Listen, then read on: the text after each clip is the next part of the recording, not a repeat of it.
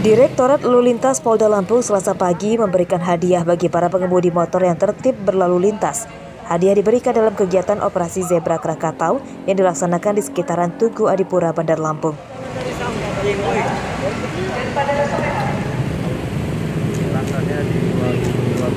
Bagi pengendara yang taat lalu lintas diberikan hadiah berupa helm baru, masker, dan hand sanitizer. Ya, makasih banyak ya Pak. Untuk yang kita kasih adalah pengendara yang disiplin, yaitu disiplin dalam artian dari mulai perlengkapan perorangannya menggunakan helm, menggunakan masker, dan juga untuk kelengkapan kendaraannya juga lengkap, ada spion, sepeda motornya, dan ada STNK-nya. Satu STNK, kedua kalinya ya kita kontrol remnya bagaimana, apa normal apa enggak. Kalau nggak normal ya kita ke bengkel kan gitu Mas. Ketiga kalinya ya kita itu harus protokol kesehatan harus siap. Helm. Kalau saya helm nggak pernah lepas. Aman berkendara.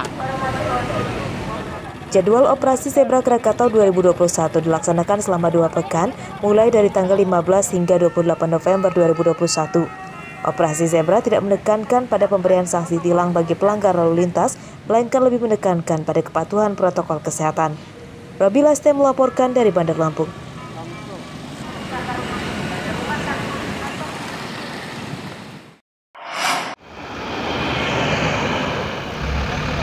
Masih dari informasi operasi Zebra Krakatau 2021, sejumlah pengemudi motor dan mobil terjaring operasi Zebra di Jalan Sumatera Lintas Timur Simpang Pematang, Mesuji pada Selasa pagi.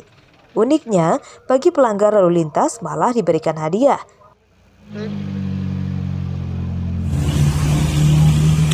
Bagi pengemudi motor yang tidak menggunakan helm tidak ditilang, polisi malah memberikan helm baru serta paket sembako. Untuk pengemudi yang tidak menggunakan masker, maka akan diberikan masker serta sembako. Kalau ditilangnya tidak Pak, cuma tadi sempat diberhentikan oleh anggota kepolisian karena saya kedapatan nggak bawa helm Pak, tadi memang keburu-buru, tapi cuma dikasih penjelasan, bimbingan, dan saya malah dikasih helm dan 1 karung beras Pak. Untuk operasi Zebra kali ini kita zero tilang, jadi kita lebih menekankan giat preemptif dan preventif. Jadi murni kita menghimbau kepada masyarakat untuk mentaati aturan lalu lintas dan mentaati protokol kesehatan untuk menekan pertumbuhan COVID-19. Sesuai instruksi Kapolda Lampung, Irjen Hendro Sugiatno, selama operasi Zebra Krakatau 2021, polisi mengedepankan tindakan preventif dan preventif yang humanis, serta meniadakan denda tilang kepada pelanggar lalu lintas. Hal itu agar tidak menimbulkan kerumunan yang justru bisa menjadi awal penyebaran COVID-19. Aris Susanto melaporkan dari Mesuji. Siaga bencana Kabupaten Lampung Utara. Pemerintah Kabupaten Lampung Utara meminta kepada masyarakat di wilayahnya agar mewaspadai potensi bencana alam banjir dan angin puting beliung.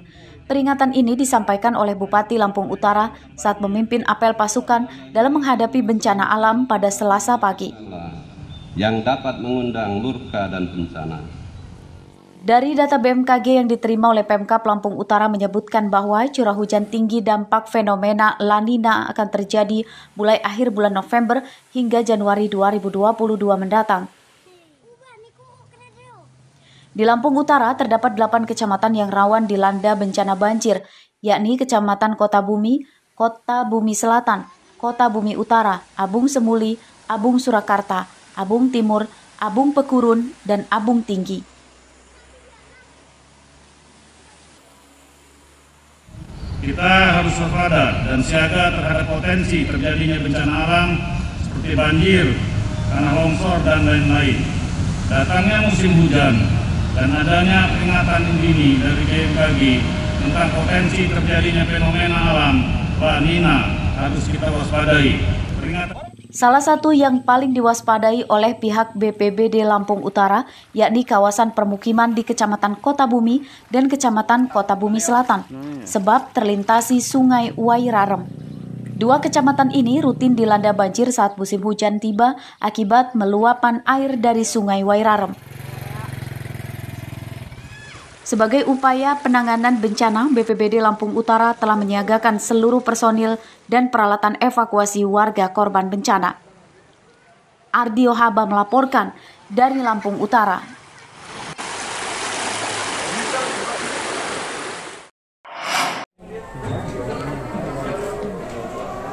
10 orang perwakilan pedagang kaki lima di Jalan Bukit Tinggi, Tanjung Karang Pusat menemui pemerintah Kota Bandar Lampung guna membahas soal relokasi di Pasar Bambu Kuning pada Selasa pagi. Sekitar 70 pedagang kaki lima di Bukit Tinggi belum mau dipindahkan ke lantai 2 dan 3 Pasar Bambu Kuning karena akses pembeli yang sulit. Para pedagang meyakini tempat baru yang disediakan Pemkot Bandar Lampung tersebut akan berdampak dengan sepinya penjualan. Di situ tapi kondisi masih seperti semula gitu kan, masih lebih parah dari dulu malah kan gitu kan aksesnya. Artinya kita menolak dong ditata. Secara halusnya kita berharap masih bisa diperbaiki di tempat itu lagi gitu kan, karena kita kan kebutuhan anak istri gitu Pak. Diperbaiki di Bambu Kuning lantai 2 itu. Di tempat di bawah itu. Dengan di atas itu lebih panjang ceritanya kalau mau untuk akses jual beli. Nggak layak. Pada pertemuan ini, Pemkot Bandar Lampung tetap meminta pedagang agar pindah ke dalam gedung karena sudah disediakan sekitar 600 lapak. Hal itu demi kenyamanan bersama dan tidak terjadi kemacetan di wilayah Pasar Bambu Kuning, Pasar Semep, dan Pasar Pasir Gintung.